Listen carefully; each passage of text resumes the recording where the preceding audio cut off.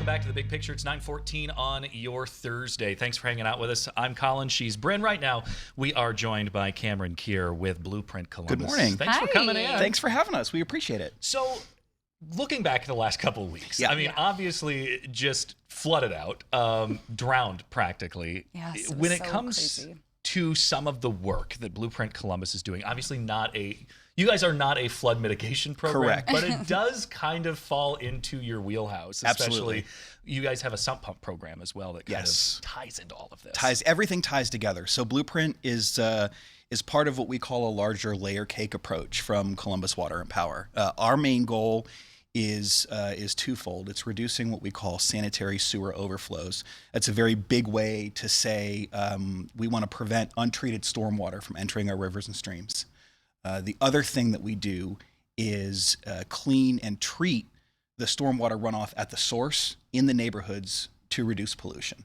And that's done through our rain gardens, our pervious paver streets, and our regional system overall. And looking at the flooding that happened recently, were there certain neighborhoods that you guys are really working on right now? There are. What are they? Blueprint works in neighborhoods where we have a separated sewer system. So pretty much anything, kind of near downtown, Ohio State, German Village, that's still on our oldest combined sewer system. So our program doesn't work as effectively there. We're in the Hilltop, Linden, Clintonville was our first area actually.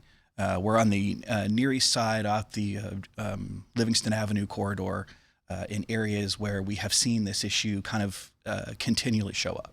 And Blueprint is now in its 10th year. Correct. In the city of Columbus. Actually, this year is our 10th anniversary. Yay, Congratulations. Thank you. So when it comes to looking back at the past 10 years, some of the program initiatives, have we seen progress? Have we seen improvement? We have. We're very excited for that. We have seen scientifically proven progress, actually. We partnered with The Ohio State University to study our basins in the Clintonville neighborhood, our first neighborhood that came online. And what we found is that they work very well both at the source and together. And when we look at even our larger basins, one of our largest basins is in Whetstone Park, behind the Park of Roses. And that is really able to take a significant amount of pollution out of the water. On the other end of things, when we are able to rehabilitate our sewer system through our lateral lining program, which goes into the existing pipe and kind of puts a new pipe in that old pipe, that helps us reduce the amount of rainwater that gets into our sanitary system incredibly well. Yeah, I have one of these those catch basin gardens that yes. As part of this at the end of my street, because I remember when it was put in, I'm like, why are we just putting a pit at the end of the street? But now they look a little different under construction, right? And now that it's been there a bit, you've got these beautiful flowers and stuff, and it has turned into a really pretty garden. But that also plays into this filtering out some of the pollution. That's right. Mm-hmm. Yeah. So the plants that we put in are all native to Ohio, and their primary goal is to work with our very scientific fancy biosoil, which is and all of our root systems and our underground aggregate systems, to take that pollution out through the rain garden and put it, the water coming out at the other end is cleaner. So when we think about that pollution, it's a lot of the car wash soaps, the fertilizer nitrates, oils, and anything off the ground in kind of that small form, but also leaves and trash and other things that might just kind of be unfortunately in a neighborhood will get caught by our basins and then removed when we keep them up. So yeah. And you guys also help with sub pump installations, but this has been a really popular program. Oh, so yes. Talk to us about where you guys are at with that, with the wait list and everything. So our sump pumps is an incredibly popular program. We're so happy that we can do this. If you are listening and thinking about this and saying, gosh, I don't have a sump pump right now, blueprintneighborhoods.com is our website, blueprintneighborhoods.com. We have an interactive map there, and we have a sign-up form where you can search and see if you are in one of our neighborhoods.